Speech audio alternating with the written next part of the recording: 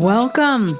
You're tuned into the Living in Rhythm podcast, where we wax philosophy and experience in the art and science of living in rhythm. I'm Sister Sunday, and I came here to let my soul shine. It's a lifestyle, you know what I'm saying?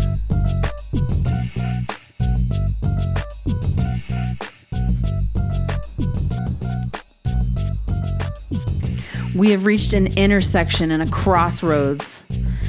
It's time to integrate what we've been learning and processing and start putting it to the test.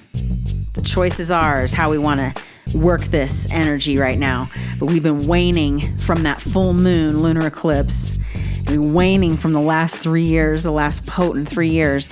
And we're looking to hit this new beginning, this new moon that's coming up, with a new zest for life, so to speak, because we've learned a lot, and it's time to start to again integrate and apply.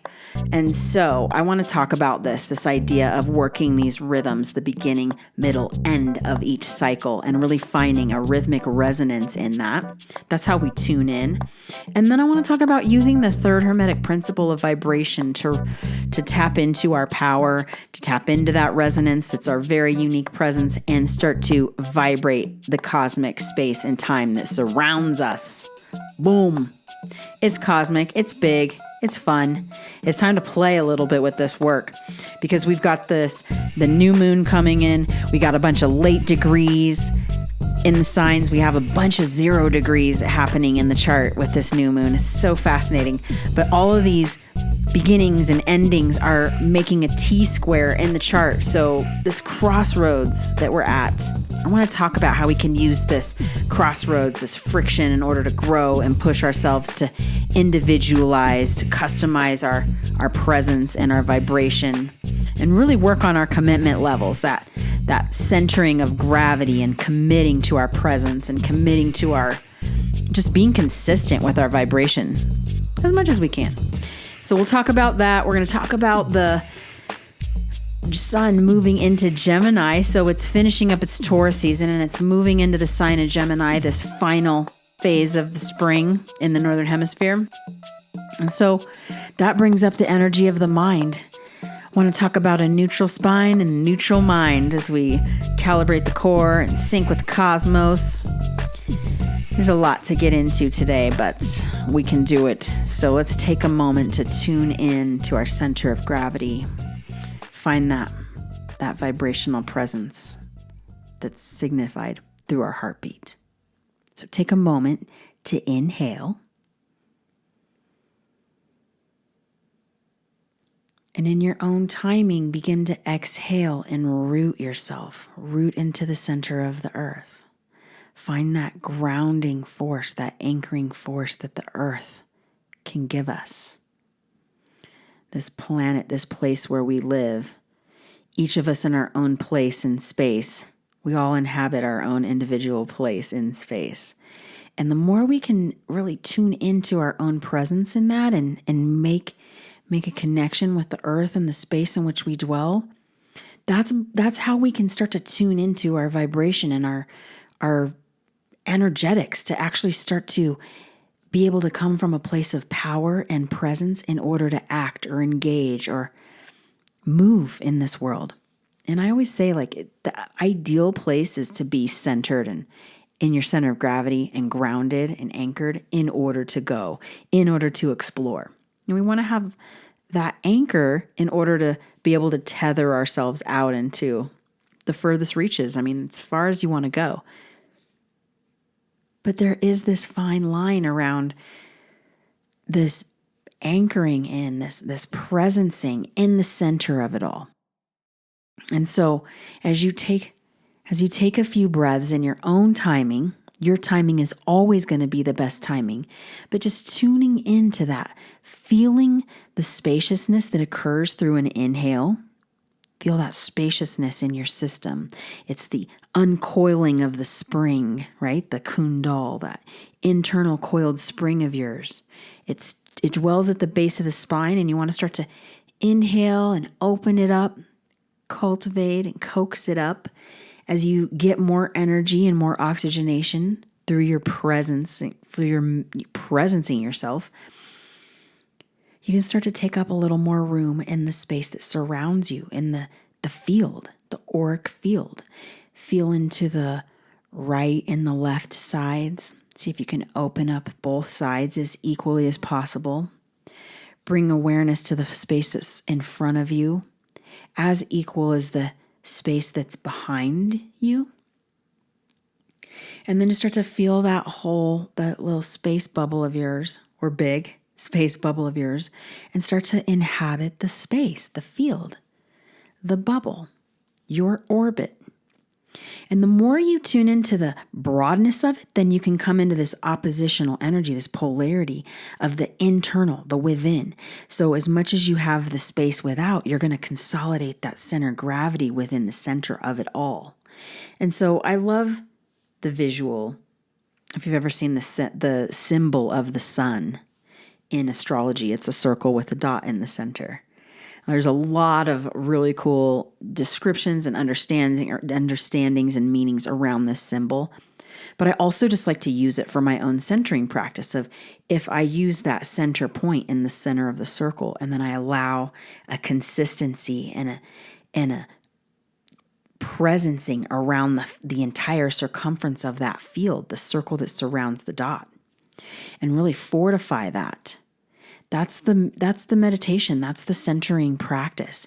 By doing so, you're really honoring your center of gravity, the point in the center of the circle, as well as the capacity to expand and go beyond into the field.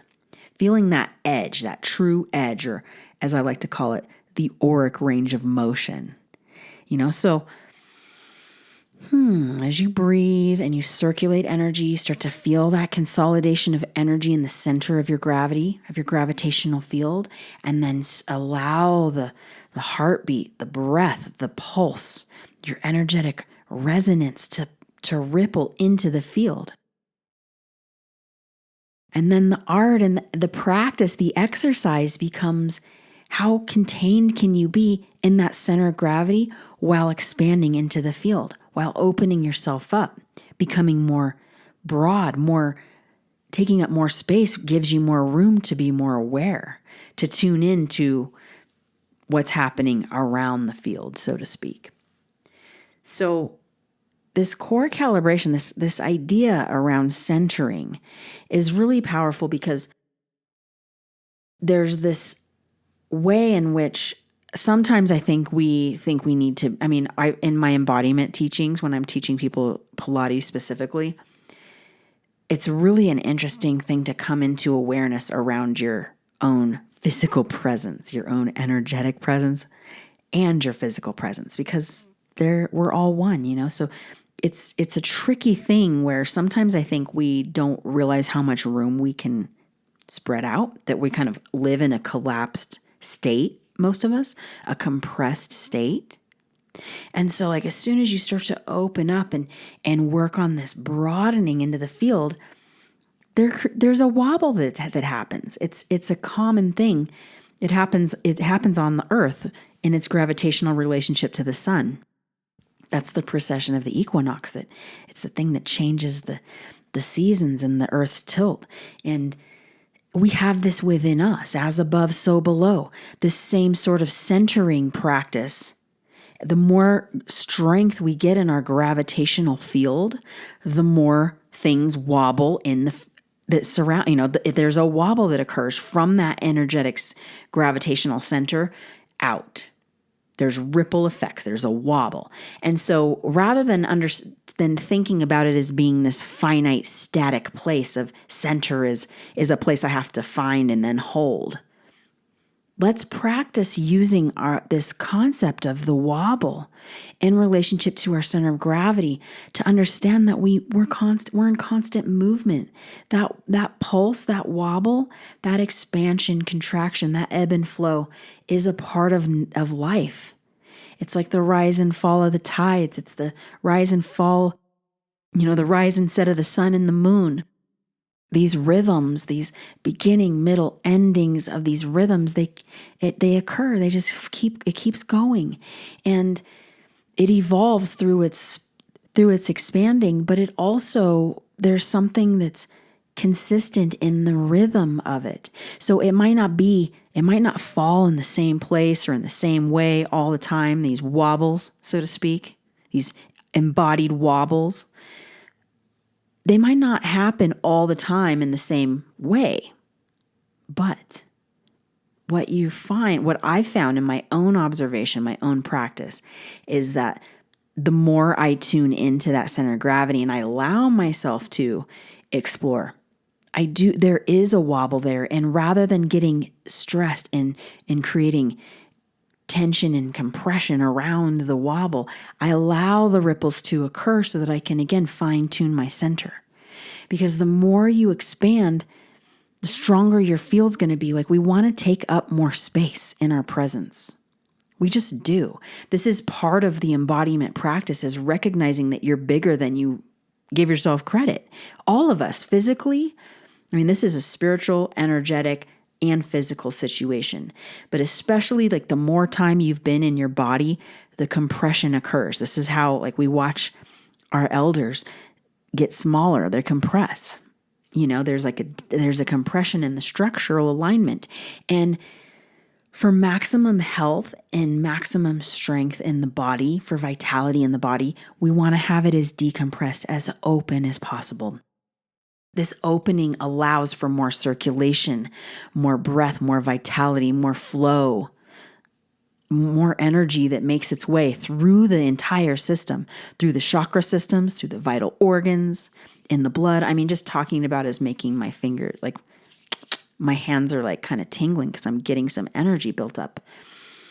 So as you feel that energy being built up, the art and science of the living in rhythm with that is to tune into the pulse and let the ripples occur. Let them wash the field, front, back, right, left, above, below, the diagonals. You want to use that circulation and that pulse from the center out into the field. Let it be a cleansing. Let it be a refreshing act. Let it be a healing and a rejuvenating act. And this is how we balance the wobble. This is how we can start to work our own rhythmic resonance, find our own resonant frequency, as I like to call it. It's our own vibration, our own resonant frequency. It's my vibe. It's your vibe. You got a resonant frequency that's yours. And you want to get it to be more harmonic with your time, with yourself in time and space. You want it to be harmonic with the environment that you're around, with the people that you're around, with the earth that we live on, with the nature, plants, animals, trees, the whole thing. This is how we tune our vibe to the planet and to ourselves. And again, I bring that. This is important because, I'm going to start getting deeper into this core calibration stuff, because I'm telling you, the third dimension, we have to really get a handle on ourselves, our embodiment in the third dimension in order to really traverse and get further. You open up your spinal column, feel the circulation occurring from your tail to your crown, and feel the chakras light up. Start to open that spring, that kundal spring, and allow that coiled potential to start to be released into your system. Let it be the thing that gives you energy and also helps you heal yourself, because we're in a great, great time of healing. So with this resonant frequency, with this practice of our tuning in, I want to talk a little bit about the neutrality of the spine and the neutrality of the mind. And these are really important factors. And, I use the word neutral loosely because in all embodiment practices, whether you're speaking to a Pilates, yoga, a therapist, like a physical therapist, an anatomist, everyone kind of speaks a little differently to the neutrality, which, again, these are the days where the age of Aquarius is the age of experience. We can't tell each other. Nobody wants to hear anything. We have to have the experience. We can support, we can guide, we can direct. But beyond that, the real work comes from us having experiences. And so you being able to tune in to your own center of gravity will help you to define what your neutral is. because your neutral might be a little different than my neutral. And that's because we're all different, And so the thing with the spine is this, without visuals, you're just going to use your imagination. You can do this and you can look it up too. Look up the anatomy of a spine. It's really interesting. It's got like the S curves, right? You have the S curves from the bottom to the top to the bottom. So the tail kind of curves in one direction, concave, and then the low back kind of convexes, and then the heart concaves, and then the neck convexes, and then the crown, the back of the skull concaves, and up and out. So there's this wave pattern. I'm telling you, this wave pattern is everywhere. We're surfing waves to the left and right. But this spinal column, what I like to do is most of the time when I'm looking to really understand the spinal neutral, I lie flat with the feet or legs slightly elevated. The other option is to lie on your back with your knees bent, feet on the floor, and you can either let the knees come together or keep them separate, whatever feels good for you. But what you'll notice is by laying down right away, there's like we take actual Earth's gravitational field is then lightened off of us. It's actually helping us when we lie down. When we're upright, we have to meet this gravitational push. So the lying on your back and then allowing yourself to relax, you can start to tune into the waves of your spine. And you want to have like a gentle consistency. We never force anything, but we want to feel a gentle consistency. You'll feel the tail, the sacrum, the back of the hips touching the mat or the earth. And then there's an arc of the lumbar, which is not necessarily touching the earth. And then behind the heart and the rib cage has a contact. And then the neck is slightly arced. And then the back of the skull touches the earth. So you see I'm working this spinal wave. And so again, you want to try to create an equal, now they're not the same in size, but you want a consistency, a balance in those spinal waves that creates a quote unquote neutral. So that's the spinal neutral.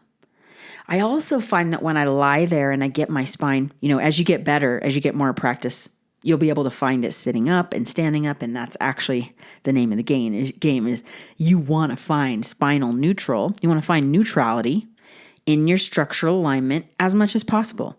That's how you activate the center. That's how you tune into the center of gravity and start to get the energy to circulate through that opening. Now, neutral's harder to find. Center of gravity is harder to find if we're not neutral.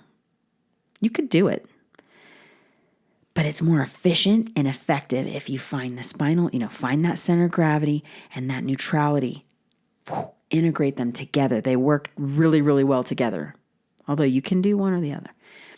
There's no right or wrong in the movement. It's just your experience. What I found is when I tune into spinal neutral, I can also create a neutrality in my mind and a neutrality in my emotions. And this is the point. It's the neutrality, the calmness in the system integrated from the center of gravity, and then the calmness in the mind, body, and spirit allows for clarity, for insight into the feedback in which we're receiving from our senses, our sensory perceptions. This is, this is the place when we find that center of gravity in neutrality, that's where our power, that's the power place. That's where we can get our most energy to take action, to step forward, to make decisions, to feel into things, to tune into things. Neutrality in the spine and in the mind. So practice this a little bit, because the more we do that, then as we harmonize with our neutrality and we can make power moves from that neutral place. This is also the place where we can where we can receive energy just by opening our system up and kind of receiving. Really receiving the energy. From there, we start to, again, pulse and vibrate the space that surrounds us. So again, these are esoteric practices, but they're also physical practices.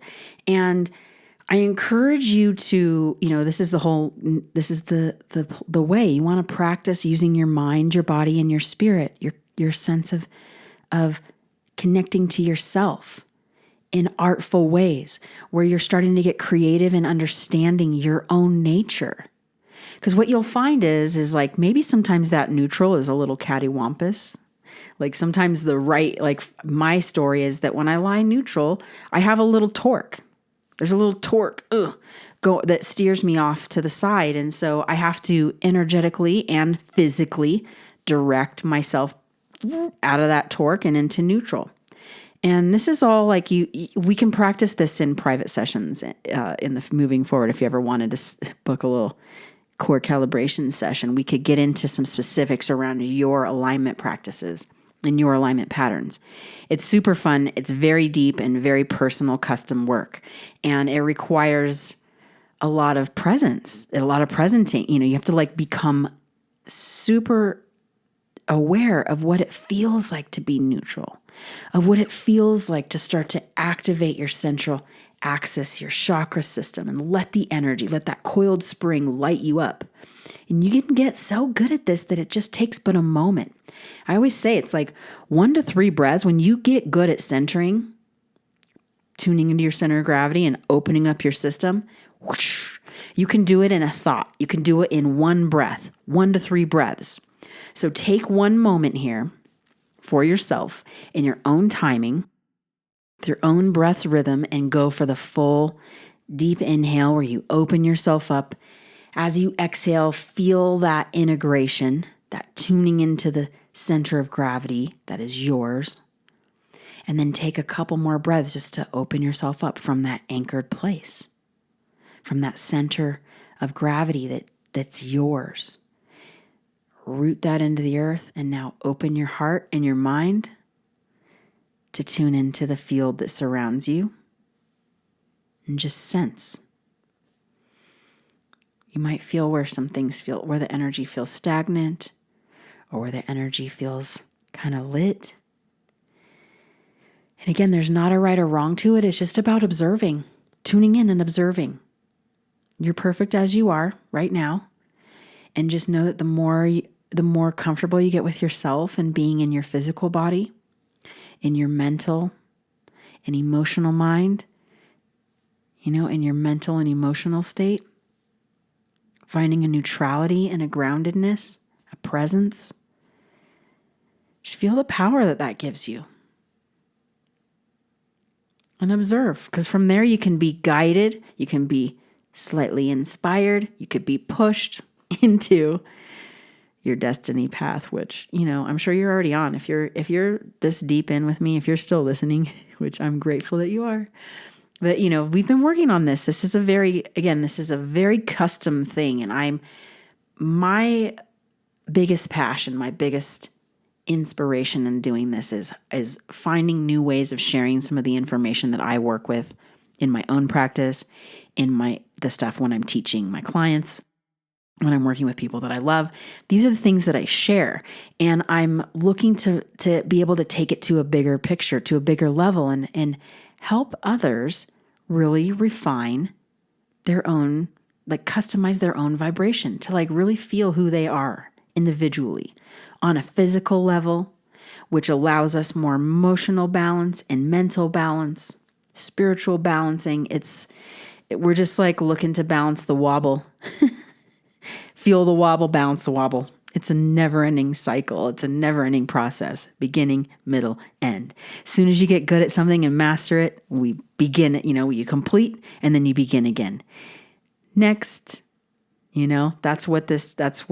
how we live here on Earth. So it's super fun.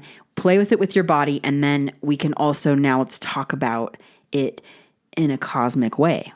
So when we synchronize with the cosmos, this is my point, is I feel like you've got to be grounded and in your body, open in your heart and your mind in order to truly sense the astrological perspective. Because it's esoteric, it's subjective, it's personal. Everyone's got a different relationship to all the signs. We are all here to learn. We all embody all of the signs of the zodiac in some way in ourselves, but we also have certain places where we resonate more than others. And that's, again, this is what it is about, is observing like, whoa, that feels off, or, ooh, this feels good.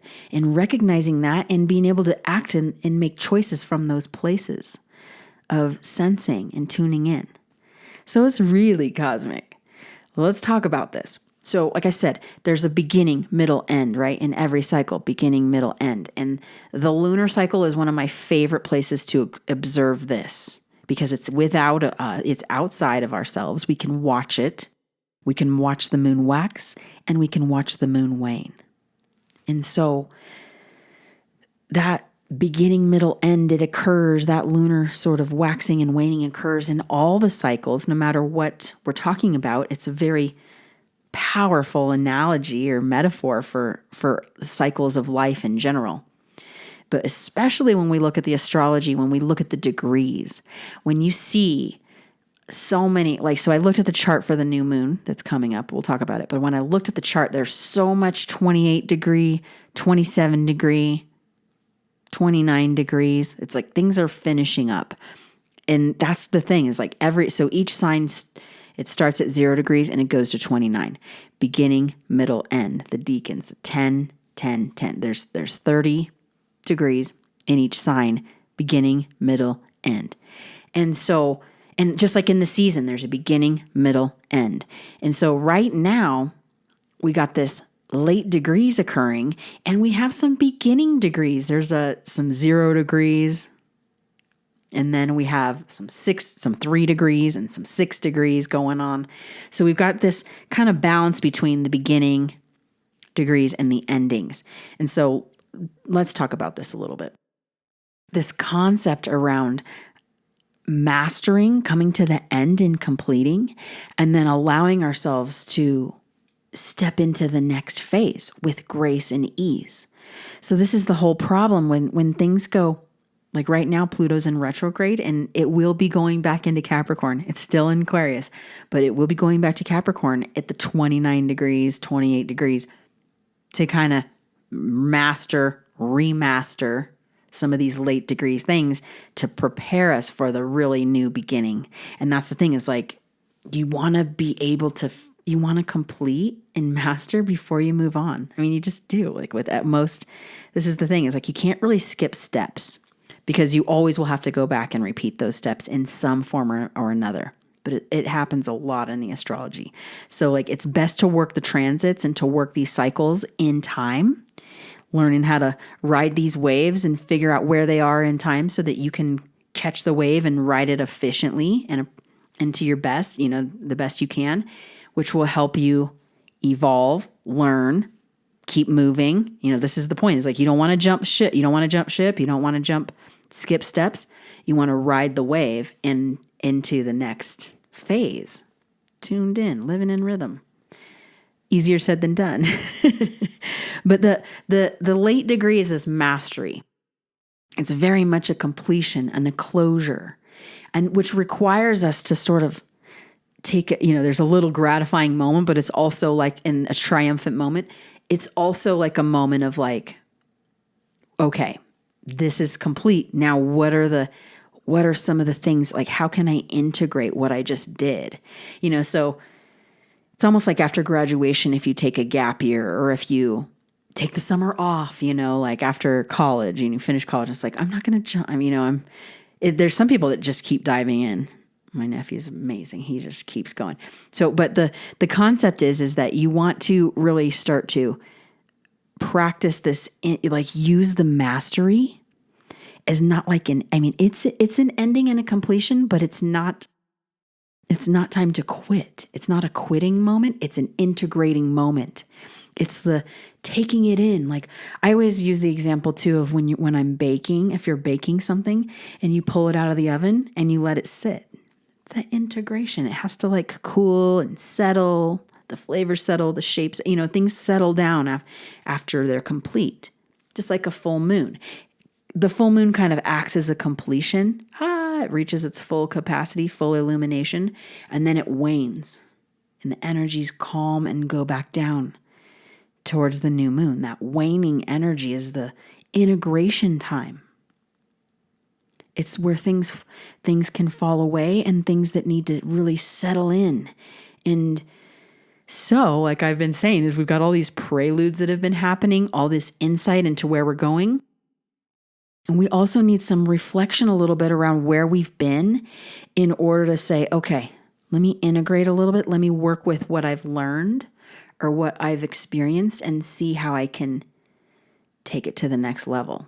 So it's this really cool interplay around integration and mastery. They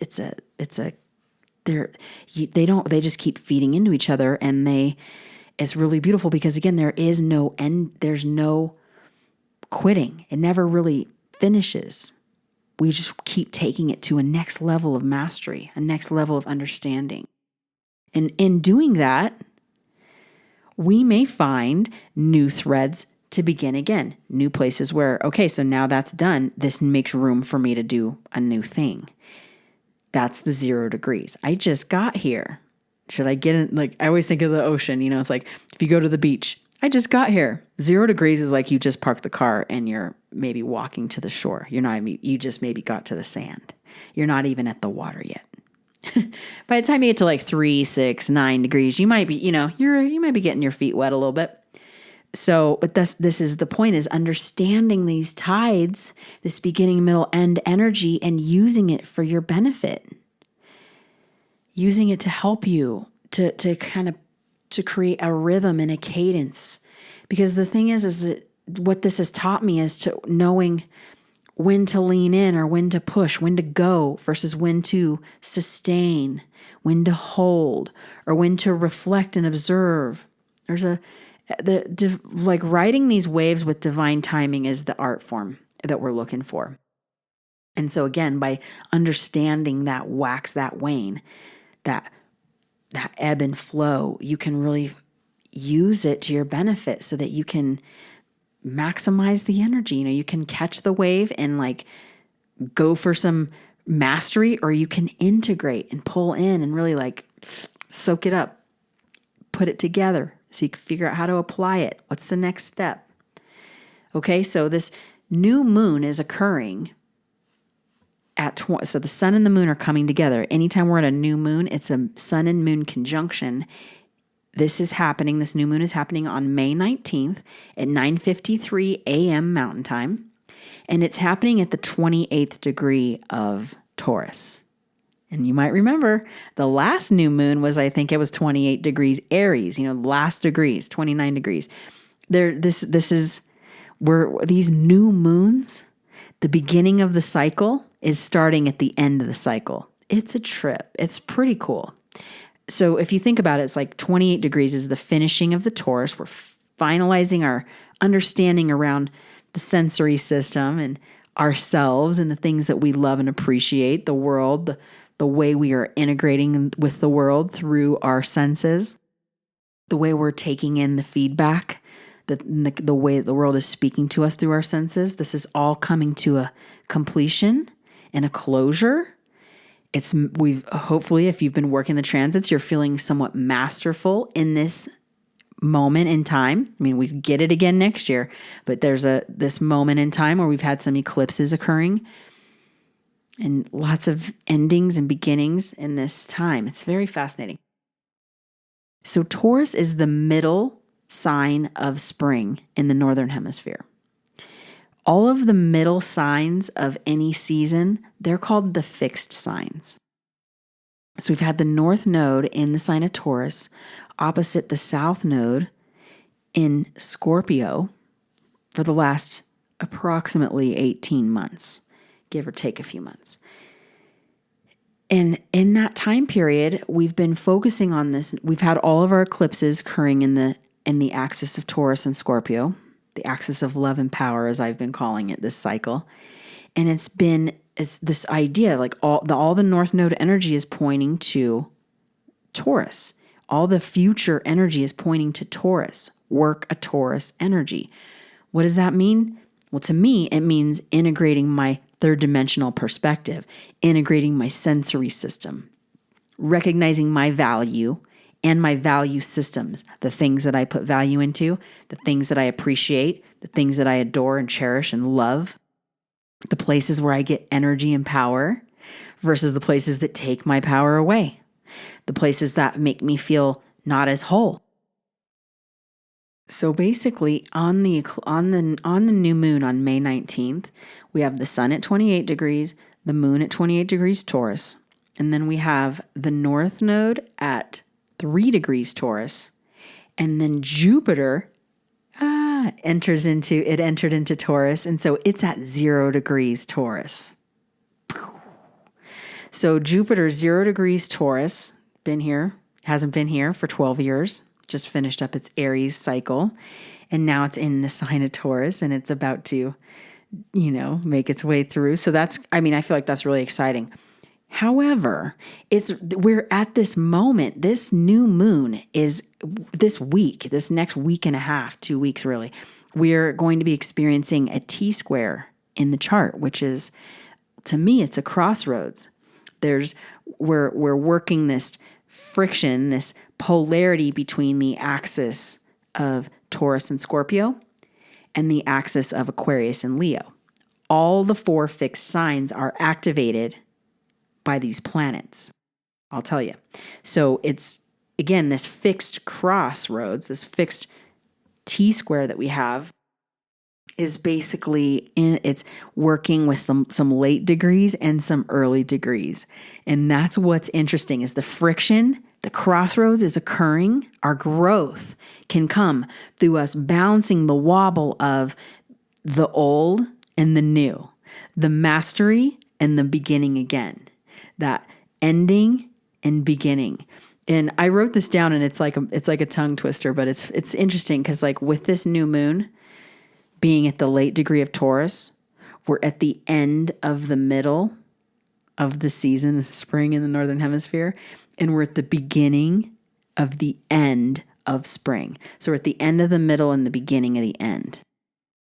The end of the middle and the beginning of the end.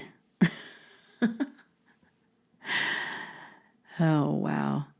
And for me, that's interesting because, again, it is a crossroads.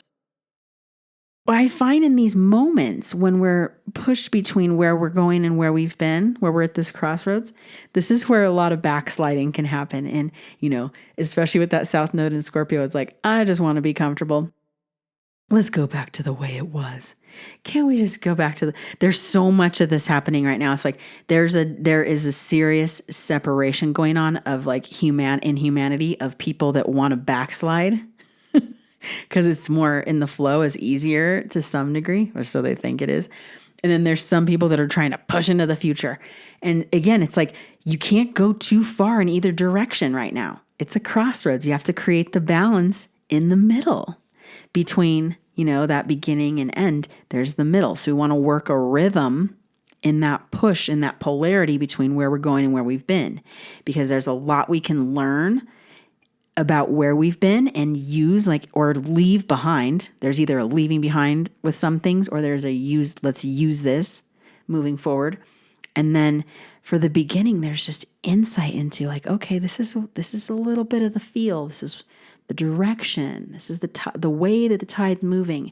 And if you can tune into that, then, I don't know, there's that. I just feel like that's the point. It's like tune into that and ride the wave. It will carry you where you need to go.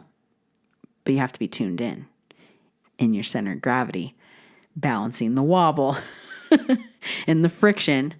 That's what creates this. It creates a vibration. And so if you're not centered in it, then it will totally push you around. That friction can throw you off balance. It can create strife or, grief and, lots of resistance. And that's just the opposite of what we want to have. We want to use that friction, that balancing between the polarity to create a little pulse, to create a rhythm and a resonance. And instead of fighting that resonance, that rhythm, you go with it and you harmonize with it. And then you start to find your own, this is about being able to choose the higher vibration, to choose the more fluid, the more rhythmic way, the more resonant way. By honoring that, instead of creating, this by almost forcing or working, because the whole thing is there's a balance between the torque and the torsion. There's There's a lot of force, and then there's a lot of flow too. And it's the choice. Which one are you going to do? Are you going to work with the torque and the force, or are you going to go with the flow and create a torsion, create a flow that can move you into the direction you're trying to go? One breath, one thought, one step, one day at a time. That's what I like to say. That's my Gemini mantra, my little Gemini rhyme. We'll get into that. But like, the thing about this new moon is that, again, it's like there's the late degrees. At the sun and the moon are at the late degree, 28 degrees Taurus. They're going to be opposite the south node, which is at 3 degrees Scorpio. And then that polarity is making a square to Pluto, which is at 0 degrees Aquarius. It's retrograde, but it's still at 0 degrees Aquarius. And that is opposing Mars at 0 degrees Leo. So now Mars has finished its traversing through the sign of Cancer, and now it has entered into the sign of Leo, and it's at 0 degrees, exactly opposite Pluto. Mars opposite Pluto. And you know me, when it comes to Pluto and the nodes, I'm always talking about this is our solar transformation. This is where we transform and we change. It's like so much about our destiny and our soul's mission and our soul's path. Well, with it opposite Mars at 0 degrees in Leo, this is like back to the crowning. It's like, I assume you crowned yourself. I hope you did. I hope you went through a coronation. What's funny is my dad took a picture of himself in the crown. He totally crowned himself last week or a couple weeks ago during that eclipse. Didn't even know I said it in the podcast, but he sent me a picture of him. And I thought I was like, okay, I did it too. We, in my own way, but you put your crown on because that's the lioness vibe too. That's the Leo vibe, is the royal Raj vibration. And Mars moving into that is taking action in my royalty, in my power, in my creativity, in my presence. I've crowned myself and I'm ready. It's like, it's creating that friction with the opposition, the polarity with Pluto. It's this, for me, it has to do with, again, the soul's transformation and the way I assert myself through my soul's mission. That is such a really graceful balance. And the Pluto in Aquarius is all about being your unique self in the whole, the unique within the collective. So understanding that royal high vibrational nature of myself, we all want to do this for ourselves, by embracing that and asserting myself from that place with grace and ease, you can actually start to take some big moves, like actually make steps forward into your destiny, into your path, your destined path. And, it's interesting because you're probably already, like I said, you're probably already on the path. We're all on the path. It's not so much about like, okay, now I'm on the path and I wasn't before, but it's about the commitment level to it. Like the Mars is taking action of it. But there's also, with the Pluto and the nodes and Jupiter, I didn't even mention Jupiter's also, and Jupiter is at 0 degrees Taurus. So Jupiter 0 degrees Taurus, Pluto 0 degrees Aquarius, Mars 0 degrees Leo. Squaring and opposing the south node in Scorpio. So this vibe of like we're at the beginning phase of like stepping into a new understanding of our soul's mission, our soul's transformation, the journey that we're on, and embracing ourselves like as humans, the humanity, our uniqueness in humanity, and embracing that and starting to take steps to celebrate it, to embody it, to become a higher representation of it. That's the lioness vibe, or lion. But the lioness vibe for me, because I'm a woman, and I just feel like the lioness vibe, that prowess of like, I'm getting better every day at being who I am, and I'm getting better at tuning into my senses and my field and listening and being guided and trusting And again, like living it, embodied me, So this T-square, this crossroads is a place where this intersection of where we're going and where we've been, of our soul's mission, our understanding of tuning in and being brave enough to step into ourselves, into the future. It takes so much courage, but that commitment, it holds gravity. So it's like it comes back to the gravity and the center of gravity. It's like when we're committed, there's gravity. There's a presencing. That's how we can build and manifest and create, is from that presence and that rootedness. There's a gravity, and that gravity draws things to it, the things that it needs to it. It also repels things that we don't need, and so our ability to choose to make the choice to embody and to live it and to apply it and to tune into our resonant frequency, and just start to act from that place, take the actions in the presence from that place, to just practice it and see what happens, to see what kind of things show up. Our ability to do that is going to make us stronger. It's going to give us inspiration and ideas for the future, because I will say this too, that I feel like there's a lot of things that are being birthed right now that we don't have words for. Like there's jobs, there's art, there's ways of life. Like we are in such a beautiful beginning place, ending and beginning place, that there's like, I don't know if we're going to be able, some of us can't even fathom what's coming. Like the potential and the possibility is immense right now. And this is why I keep encouraging all of us, like, find your center of gravity, your unique rhythm and your unique flow, and work it. Practice it, embody it, play with it, live it, become it, experiment and experience with it, and see like, wow, it's the personalizing and a customizing.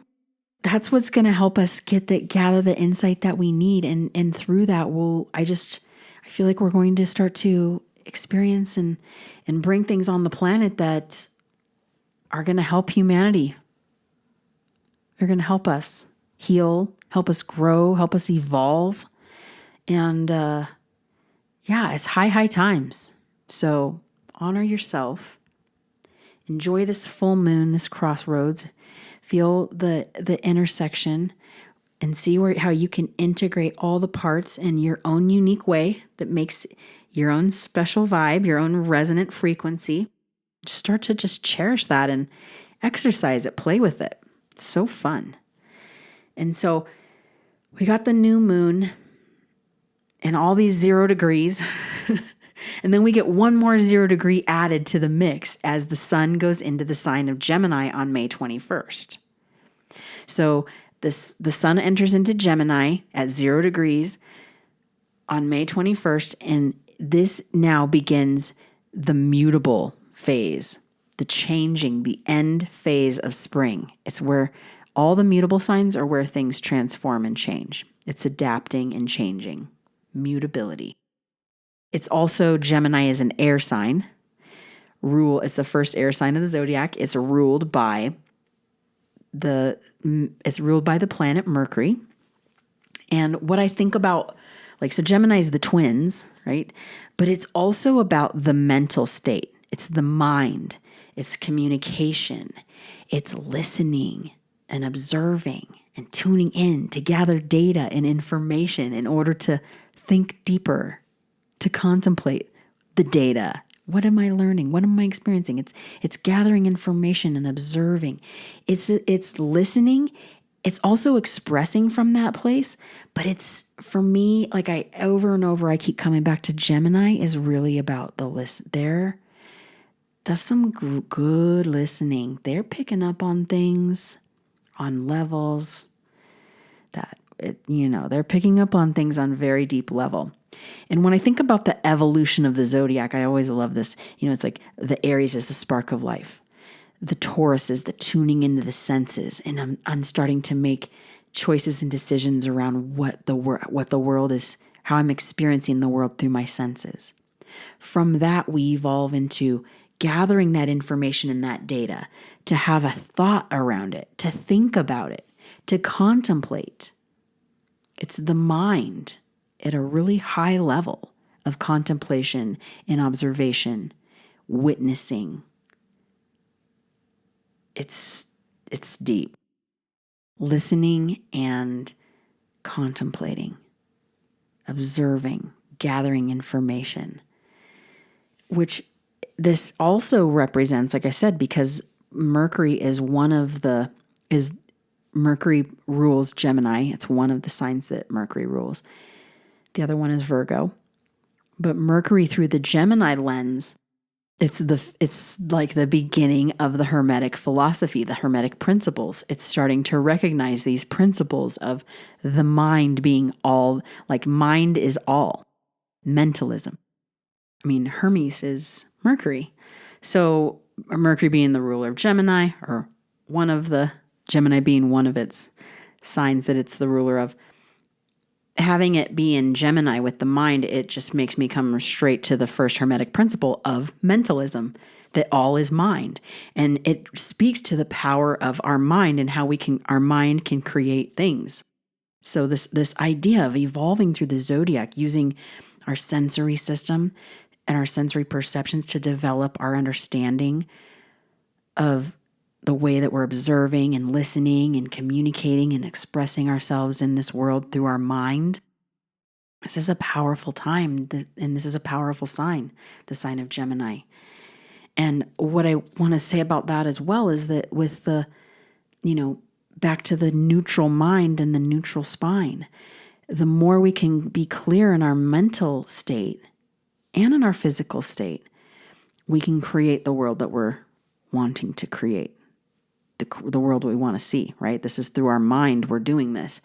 And all this takes a lot of practice, and it's so deep to get into in just one podcast. We will continue this conversation as we traverse through the season of Gemini.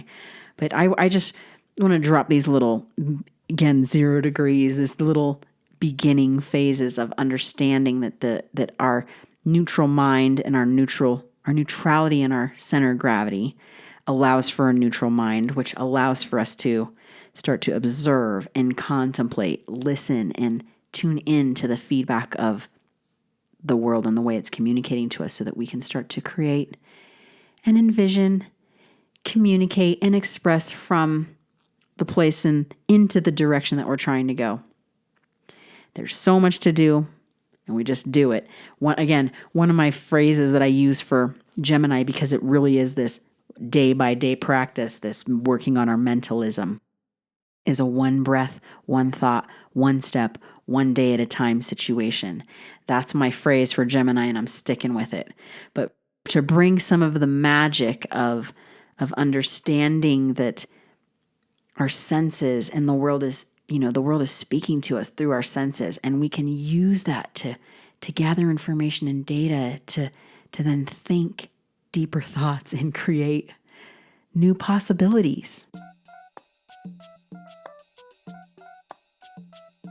I'm encouraging myself and all of us to play in this time and to contemplate bigger, think deeper, really work on opening yourself up to new possibilities and new potentials, because the more we let go of those old ways, those outdated belief systems and practices, and start to be as present as we can in our resonant frequency here and now.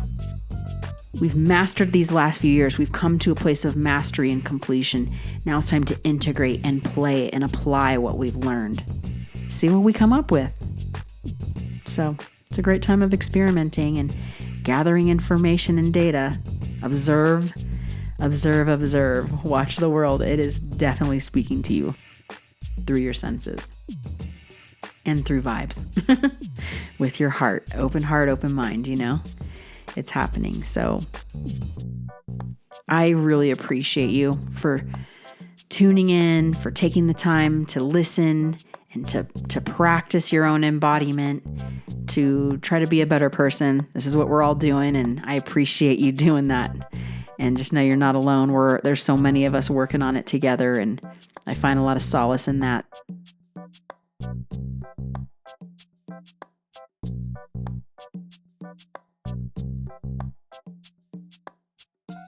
Thank you so much for tuning in. I really appreciate you. I appreciate your love and your support. I can feel it. And I just am grateful for all of the encouragement and the sharing and the subscribing and the positive commenting. It means a lot. And I'm very grateful for all of you. So thank you. If you're looking to get a little one-on-one with me, hit me up at livinginrhythm.com. Until next time, enjoy this new moon, revel in the mastery and the integration, play with the new beginnings and the new ideas and the inspirations that are coming through. Yes, may we all be embodied and radiant in this time. Have fun, okay? Enjoy, play, experiment. Blessings and love. Peace.